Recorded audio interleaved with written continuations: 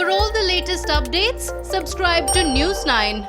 Even when we don't have much money, we don't have much money to go travel somewhere, we don't have much money to spend too much on going to fancy restaurants, we still have just that little bit left for our entertainment, which we can still use to go and watch a movie in a theater because it's still a cheap form of entertainment.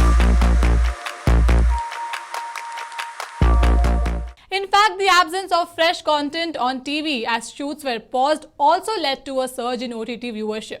According to a data by TAM Media Research, and insertions on OTT platforms have doubled in April 2020 over March 2020. And did you know how much money these OTT platforms make by letting these commercials pop in while we are in middle of the most interesting scene of our favorite show or movie? Now, usually online streaming platforms like ZEE5, Sony Live, Disney Plus Hotstar would let these commercials, but OTT platforms like Netflix and Amazon Prime solely depend on their subscribers and don't let any commercials pop up anywhere near them. So who is in profit? Well, who is making more money is purely a function of look at the balance sheets and you'll get a fair sense. Right now, actually, everyone is in an investment mode. They're all investing into the future, and so it's not so much about who's making money right now, but who will eventually win this battle because it's been a fierce competition. There are too many in the market. Some will survive, some won't. There is also a combination between the advertising-led VOD, video on demand, and subscriber-led VOD, and both of them coexisting in certain platforms. For instance, in the case of Disney, Hotstar, or even in the case of ZEE5. But effectively, what we are trying to arrive at is a situation which is led far less by the economic diktats, by the market situation, which is what advertiser-led is. Now, once the economy falls, the advertising falls, which is really what you're seeing in network television. They're not getting advertising revenues. Whereas if it is a purely subscriber-based model, let's say, I think the equivalent of a subscriber-based model would be the theatrical model. So the theatrical business, theater as an entertainment industry was the only thing in media which was directly paid for by the public. Right? So everything else was advertiser sponsored or advertising subsidized. But when you went to watch a movie in a theater, you gave money from your pocket, and that is how that money got made, because it was box office was a very strong component of the money that a film could make. Right?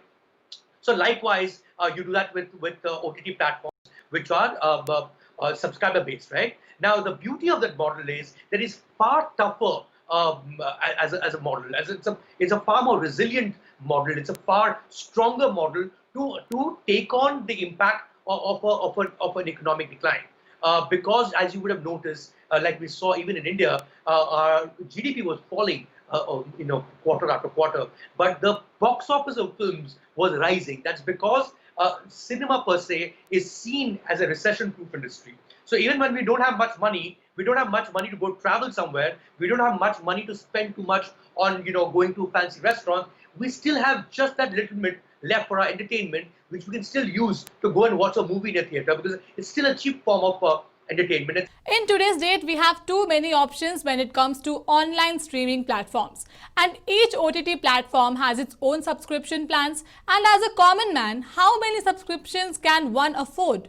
What will be its future? Will we have something like a cable operator where we will have all options under same plan? Well, I think the idea of the common man often gets skewed when you are living in cities like Delhi and Bombay, and you get a sense of even the poorest person having access to network television or cable television or their first TV. I think there is still a huge proportion of India that hasn't bought his first TV too, and it'll be a very, very sizable chunk. The common man, the tail is rather long when it comes to a diverse country like India, especially economically diverse, and it's only now that you're also seeing a massive penetration of cell phones. So it may not even be TV where entertainment is going to be consumed far more. It's going to be your cell phone. Now, yes, that is true. How many people are going to be able to afford a Netflix plus an Amazon plus a Hotstar Disney or a ZEE5 or whatever else that you have to pay for? But the fact is that has always been the case. Now you will need to then segment that market into various SECs, as they're called in advertising marketing terms. And so an SSCA will be able to afford a Netflix and be able to demand a certain kind of content that they're used to and have exposure for. And then there'll be some who will be very happy to pay a very, very small sum on even something like an Ullu. You know, you pay a little bit of money in Ullu. I think it comes to like some 99 rupees or something, and you have an access to a certain kind of content that if you are interested in, you're going to watch, and that is aimed at a certain SEC, segment as well. So I think there's going to be that segmentation.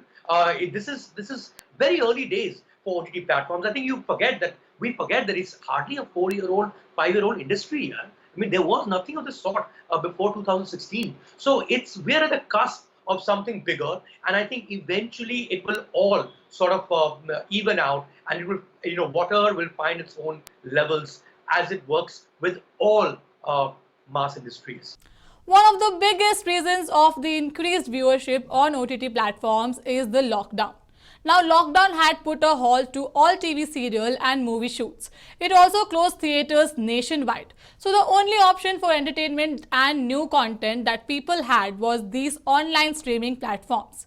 But will this surge in the viewership continue even after the theatres reopen and TV brings new content? I think the one advantage that all OTT platforms have had, and a lot of them actually have the first month trial period. So at least you manage, without trying much for it, without using too much of your advertising spend, you manage to get a lot of people to sample your library, right? And the library already exists. Now, if I'm hooked to the library, then even if I'm getting new content on television, I may still want to catch something that already exists. It's impossible to,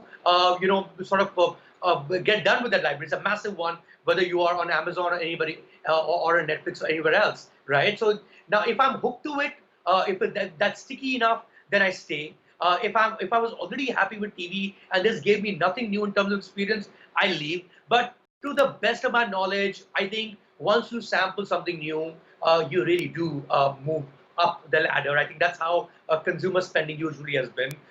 You don't really move back, which is not to say that multiple media don't coexist. Now, majority of us have taken subscriptions to these OTT platforms. So are these going to be the future? Will television have an end soon? So while I feel that OTTs are here to stay, I also believe that theaters are here to stay. And for people who own TV and of a certain age group who are so used to the idea of a TV and watching certain shows at a certain appointed hour, that's going to stay as well. I think they can all stay within the same home and within the same consumer. Well, that's what our expert Mayank Shekhar had to say. But let me know your opinion in the comment section below. In the meantime, like, share and subscribe to News 9 Digital. Thank you so much for watching.